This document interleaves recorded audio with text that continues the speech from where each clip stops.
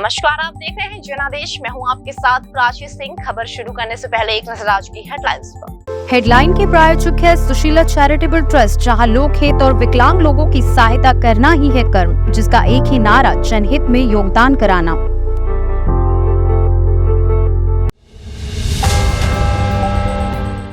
मथुरा में पटरी छोड़ प्लेटफॉर्म पर दौड़ी ट्रेन, सहम गए लोग। भगदड़ को लेकर रेलवे ने दिया ये बयान। अक्टूबर के पहले हफ्ते में कैसा रहेगा मौसम, आईएमडी ने बताया। जान ले अपने शहर का हाल। इसरो अब इन रहस्यों से उठाएगा पर्दा, अगले प्लान के बारे में एस सोमनाथ ने दी बड़ी जानकारी। 21% विदेशी पर्यटकों के साथ गुजरात पहले स्थान पर, 8% घरेलू पर्यटकों के साथ 5वें स्थान पर। कोरोना के बाद पर्यटन बजट 346% बढ़ा। लोग घंटों तक घर के अंदर ही दुबके रहे। फेंके गए पाउडर पर बारिश पड़ने से अमोनिया फैल गया, जिससे आंखों में जलन और सांस लेने में दिक्कत होने लगी। डमी स्कूल के गैरकानूनी धंधे का बंधन, 9वीं फेल को 10वीं करवाने वाले स्कूल का बिजनेस मॉडल। अब समाचार विस्तार से। शकूर बस्ती रेलवे स्टेशन से आ रही एक इलेक्ट्रिक मल्टीपल यूनिट ट्रेन मंगलवार को मथुरा रेलवे स्टेशन के प्लेटफॉर्म पर चढ़ गई। हालांकि घटना में किसी के हताहत होने की खबर नहीं है। उत्तर प्रदेश के मथुरा जंक्शन पर मंगलवार की रात ट्रेन हादसा हो गया। यहाँ शकूर बस्ती मथुरा IMU ट्रेन अचानक स्पीड तेज होने से प्लेटफॉर्म पर चढ़ गई। इससे वहां भगदड़ मच गई। इस दौरान एक यात्री को चोट लगी है। इस हादसे में कोई जनहानि तो नहीं हुई। इस हादसे को लेकर रेल विभाग के अधिकारी मामले की जांच पड़ताल कर रहे हैं। मंगलवार को शकूर बस्ती से आई IMU ट्रेन सवारियों को उतारने के लिए प्लेटफॉर्म नंबर 2 पर रुकी। इसके बाद अचानक दोबारा से तेजी से चल पड़ी। प्लेटफॉर्म को तोड़ते हुए ऊपर चढ़ गई। बताया जा रहा है कि यात्रियों को उतारने के बाद ट्रेन पार्क करने के लिए चालक ने गाड़ी आगे बढ़ाई। अचानक स्पीड बढ़ने से यह हादसा हो गया। ट्रेन चालक की लापरवाही सामने आई है। ट्रेन में लगे CCTV डेटा को कब्जे में किया गया है। ट्रेन के सामने OHI लाइन का एक खंभा आ गया। इससे टकराने के बाद वो रुक गई। हादसे के समय प्लेटफॉर्म के पास करीब 5 से 6 लोग खड़े हुए थे। गनीमत ये रही कि उन्होंने ट्रेन को चलते हुए देख लिया और वो दौड़ लगाकर दूर हो गए।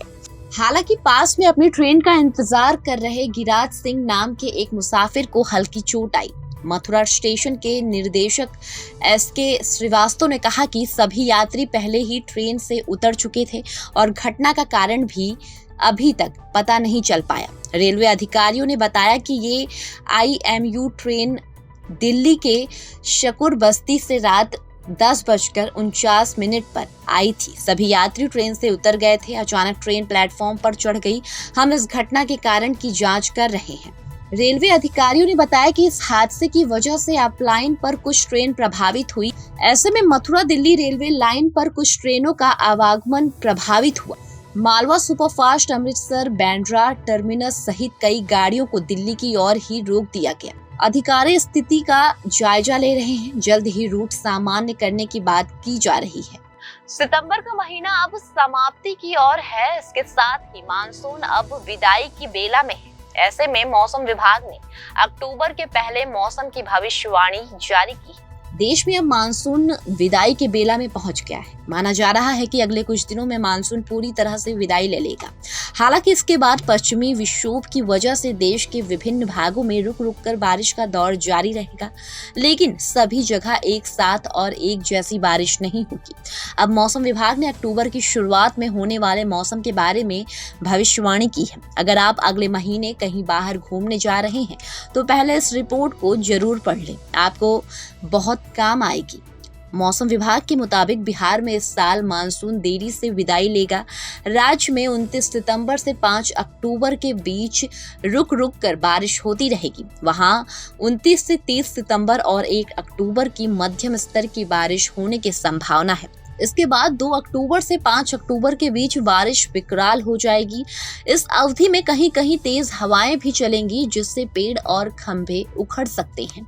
साथ ही बिजली गिरने से जनहानि भी हो सकती है। बिहार में मानसून की समाप्ति 10 अक्टूबर के आसपास हो सकती है। देश के बाकी राज्य की बात करें तो मानसून की विदाई की बेला आते ही मौसम अब धीरे धीरे करवट बदल लेगा।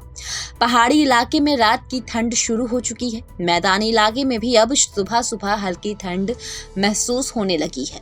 आने वाले दिनों में रात का तापमान भी धीरे धीरे कम होता जाएगा और ठंड पूरी तरह से मौसम को अपने आगोश में ले लेगी। इसके चलते कई जगहों पर धुंध जैसे हालात बनने लगेंगे। प्राइवेट मौसम एजेंसी स्काईमेट वेदर के मुताबिक आज पूर्वी प्रदेश, पूर्व राजस्थान, उत्तराखंड, तमिलनाडु, लक्षद्वीप और रायलसीमा में हल्की बारिश हो सकती है। इस तरह महाराष्ट्र, ओडिशा के कुछ हिस्से, छत्तीसगढ़ और अंडमान और निकोबार द्वीप समूह में हल्के से मध्यम बारिश के साथ कुछ स्थानों पर भारी बारिश की संभावना है। यही नहीं, पूर्वोत्तर भारत में सिक्किम, पश्चिम बंगाल, झारखंड, ओडिशा, छत्तीसगढ़, तेलंगाना, दक्षिण पश्चिमी मध्य प्रदेश, दक्षिण गुजरात और दक्षिण पूर्व राजस्थान में भी हल्की से मध्यम स्तर की बारिश की संभावना है।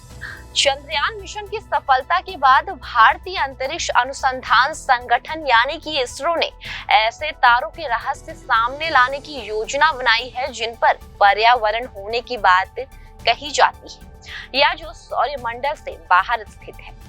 चंद्रयान मिशन की सफलता के बाद भारतीय अंतरिक्ष अनुसंधान संगठन ने ऐसे तारों के रहस्य सामने लाने की योजना बनाई है जिन पर पर्यावरण होने की बात कही जा रही है या जो सौरमंडल से बाहर स्थित है।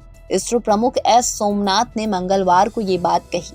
भारतीय राष्ट्रीय विज्ञान अकादमी के तत्वाधान में एक व्याख्यान देते हुए सोमनाथ ने कहा कि एजेंसी शुक्र ग्रह के अध्ययन के लिए एक मिशन भेजे और अंतरिक्ष के जलवायु तथा पृथ्वी पर उसके प्रभाव का अध्ययन करने के लिए 2 उपग्रह भेजने की योजना बना रही है। उन्होंने कहा कि एक्सपोसेट या एक्सरे पोलरीमीटर सैटेलाइट इस साल दिसंबर में लॉन्चिंग के लिए तैयार है और जो समाप्त होने की प्रक्रिया से गुजर रहे हैं, तारों का अध्ययन करने के लिए है। सोमनाथ के मुताबिक हम एक एक्सो वर्ल्डर्स नामक एक उपग्रह की अवधारणा पर विचार कर रहे हैं जो हमारे सौरमंडल से बाहर के ग्रहों और अन्य तारों का चक्कर लगा रहे हैं, ग्रहों का अध्ययन भी कर रहे हैं। उन्होंने कहा कि सौरमंडल के बाहर 5000 से अधिक अज्ञात ग्रह हैं जिसमें से कम 100 पर पर्यावरण होने की बात मानी जाती है। सोमनाथ ने कहा कि मंगल पर एक अंतरिक्ष यान उतारने की योजना अवधारणा के स्तर पर है। काठियावाड़ में कोक दी गलती करो प्रभु, तुम मेरे मेहमान हो, मैं तुम्हें नहीं भूलूंगा। गुजरात में अतिथि सत्कार एक संस्कृति है, जीवन का एक हिस्सा है। अगर यहाँ कोई मेहमान आता है तो उसे भले पधारी कहते हैं और जब मेहमान चला जाता है तो उसे आवजो कहते हैं। आपको पुनः आने के लिए आमंत्रित किया जाता है। गुजरात के पर्यटन क्षेत्र में भी यहाँ परंपरा कायम है। विश्व पर्यटन दिवस 27 दिसंबर को मनाया जाता है। कुछ समय पहले केंद्र सरकार की भारत पर्यटन सांख्यिकी 2023 रिपोर्ट में ये बात साबित हुई थी। इस रिपोर्ट के अनुसार विदेशी पर्यटकों के आगमन के मामले में गुजरात देश में पहले स्थान पर है और घरेलू पर्यटकों के मामले में देश में 5वें स्थान पर है। विदेशी पर्यटकों की संख्या में गुजरात की हिस्सेदारी 20.70% के साथ देश में सबसे अधिक रही है। गौरतलब ये है कि 2023 से 2022 तक विदेशी पर्यटकों के आगमन के मामले में गुजरात टॉप 10 में शामिल नहीं था, जो 2022 में सीधे टॉप पर आ गया। घरेलू पर्यटकों की 7.85% हिस्सेदारी के साथ गुजरात देश में 5वें स्थान पर है। घरेलू पर्यटकों के मामले में गुजरात 2014 में शीर्ष 10 नंबर पर नहीं था, 2023 में 8वें स्थान पर था।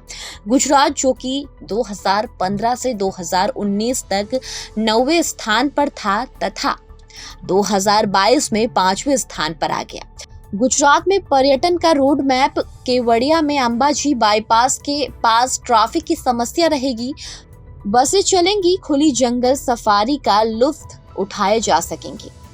केवड़िया में स्टैचू ऑफ यूनिटी पर speed boat, family boat, museum, open जंगल सफारी पार्क तैयार किया जाएगा। ई बसों में साइकिलिंग पर भी जोर दिया गया है। अंबाजी में 35 करोड़ रुपए की लागत से पर्यटक सुविधाएं केंद्र, 72.73 करोड़ रुपए की लागत से आंतरिक सड़कें बनाई जाएंगी। साथ ही 124 करोड़ की लागत से हिम्मतनगर आबू रोड बाईपास बनाया जाएगा। कच्छ में धादुली संतालपुर हाईवे तैयार होने से पर्यटक अहमदाबाद से नदाबेट, धोलावीरा, धोरडो से हाजी पीर से नारायण सरोवर तक लगातार यात्रा कर सकेंगे। पावागढ़ में विकास के लिए 4 चरण में 183.35 करोड़ रुपए आवंटित किए गए हैं। हाल ही में 300 से अधिक अवैध अतिक्रमण हटाए गए हैं। द्वारिका में भगवान कृष्ण की दुनिया की सबसे ऊंची प्रतिमा बनाई जाएगी। द्वारिका कॉरिडोर का भी निर्माण किया जाएगा। गोमती घाट का क्षेत्रफल बढ़ाया जाएगा और विशाल घाटों का निर्माण किया जाएगा। जबकि औद्योगिक रसायन और पाउडर के अनुचित निपटान के कारण जल प्रदूषण के बारे में पहले भी कई शिकायतें उठाई गई हैं। मंगलवार की रात किसी ने मंडा डूंगर के पास एक सोसाइटी में औद्योगिक पाउडर की एक बड़ी मात्रा फेंक दी और इस मात्रा में बसने वाले जहरीले धुएं से लोगों की आंखों में जलन होने लगी। इस इलाके में सोसाइटी में रहने वाले हजारों लोगों को सांस लेने में दिक्कत हो रही है। घटना के बाद फायर ब्रिगेड, आपदा टीम और पुलिस का बेड़ा मौके पर पहुंच गया। मांडा डूंगरपुर के पास माधव सोसाइटी, गोकुल पार्क, हरसिद्धि, पित्थड़ आई सोसाइटी और रघुनंदन सोसाइटी के निवासी मंगलवार रात करीब 8 बजे अपने घरों में थे। तभी उन्हें अचानक तेज गंध महसूस हुई और हवा चलने के साथ ही गंध की तीव्रता बढ़ गई और जल्द ही ये लोगों की आंखों तक पहुंच गया। सूजन हो गई, बुजुर्गों को सांस लेने में दिक्कत होने लगी। एक जागरूक नागरिक द्वारा सूचना दिए जाने के बाद फायर ब्रिगेड की टीम मौके पर पहुंची और जांच के बाद परशुराम 3 औद्योगिक एस्टेट के पास नदी के किनारे से भारी मात्रा में पाउडर और पाउडर से भरी बोरियां मिली थी। जब शाम को इस पाउडर की मात्रा पर बारिश हुई, पाउडर से अमोनिया गैस का धुआं उठा और आसपास की सोसाइटी में फैलकर लोगों को आंखों में जलन और सांस लेने में दिक्कत होने लगी। 10,000 से अधिक लोग अपने घरों तक ही सीमित रहे और तेज गंध से बचने के लिए अपने मुंह को रुमाल से ढक लिया। रात 8 बजे सोसाइटी में तेज दुर्गंध फैली हुई थी। फायर ब्रिगेड के कर्मचारी ने मौके पर जाकर जांच की। फेंकी गई मात्रा पर साफ हुआ कि बारिश के कारण जहरीला धुआं फैला था। ये किस तरह का पाउडर है, इसे किस तरह की गैस निकल रही है, इसका पता लगाने के लिए प्रदूषण नियंत्रण बोर्ड की एक टीम को भी मौके पर बुलाया गया। टीम की राय के मुताबिक पाउडर से केवल अमोनिया गैस निकल रही है। इस गैस की तीव्रता को कम करने के लिए इसमें जोर जोर से पानी डालते रहें ताकि ये पानी में घुल जाए। दिल्ली में चल रहे डमी स्कूल के बारे में अगर आपको नहीं पता है तो इसकी हकीकत आपको हैरान कर देगी। जैसे कि नाम से ही जाहिर है कि ये नकली स्कूल होते हैं, लेकिन फिर भी इन डमी स्कूल्स में हर साल सैकड़ों बच्चों के एडमिशन होते हैं। दिल्ली में चल रहे डमी स्कूल के बारे में अगर आपको नहीं पता है तो उसकी हकीकत आपको हैरान कर देगी। जैसे कि नाम है, जाहिर सी बात है कि ये स्कूल नकली होते हैं, लेकिन फिर भी इन डमी स्कूल्स में हर साल सैकड़ों बच्चों के एडमिशन होते हैं। हम आपको बताएंगे कि ये डमी स्कूल कैसे शिक्षा जैसी पवित्र पेशे को बदनाम करने में जुटी है। लेकिन इससे पहले हम आपको बताएंगे कि डमी स्कूल का पूरा खेल समझाएं। आपको बताते चलते हैं कि डमी स्कूल्स सामान्य स्कूल से कैसे अलग होते हैं। रेगुलर स्कूल में रोजाना क्लासेस लगती है, डमी स्कूल में कोई क्लासेस नहीं लगती। रेगुलर स्कूल में परीक्षा देने के लिए कम से कम 75% अटेंडेंस की जरूरत होती है। डमी स्कूल में छात्रों को स्कूल जाने की ही जरूरत नहीं होती। रेगुलर स्कूल में बच्चों का कवायदा रिकॉर्ड किया जाता है लेकिन डमी स्कूल में आमतौर पर बच्चों का कोई रिकॉर्ड नहीं होता। रेगुलर स्कूल में हर क्षेत्र में छात्रों को 3 बार परीक्षाएं देनी होती हैं, लेकिन डमी स्कूल में छात्र साल में सिर्फ 1 बार प्रैक्टिकल और मेन परीक्षा देने के लिए स्कूल जाते हैं। असल में डमी स्कूल कोई अलग स्कूल नहीं होती हैं, बल्कि रेगुलर स्कूल में ही वर्चुअल तरीके से चलाए जाते हैं।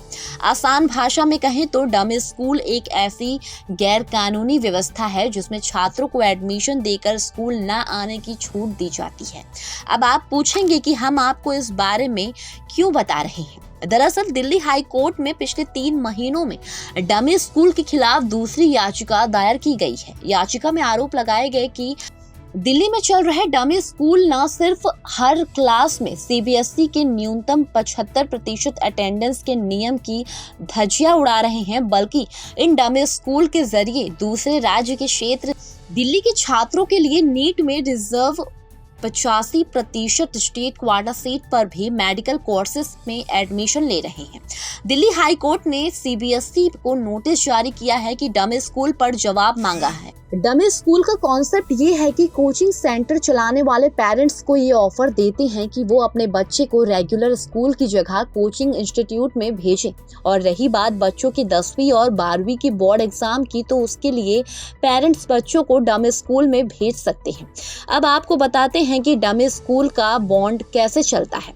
9वीं से 12वीं में पढ़ने वाले बच्चे कोचिंग इंस्टीट्यूट में नीट और आईआईटी जेईई की तैयारी करने के लिए आते हैं। कोचिंग सेंटर वाले ही अपने यहाँ तैयार करने आए छात्रों का डमी स्कूल में एडमिशन करवाने की जिम्मेदारी लेते हैं। इसके बाद कथित educational counselling institute coaching institute से बच्चों के डमी स्कूल में एडमिशन करवाने का ठेका लेता है। कई रेगुलर स्कूल के मालिक और मैनेजमेंट ही ऐसे कोचिंग सेंटर में पढ़ाने वाले छात्रों के लिए डमी स्कूल चलाते हैं, और इस तरह राजधानी दिल्ली में डमी स्कूल का खेल चल रहा है, जिनका सीबीएसई के नियमों में कोई जिक्र नहीं है। आप पूछेंगे कि अगर ये गैर कानूनी है तो फिर इसके खिलाफ एक्शन क्यों नहीं हो रहा।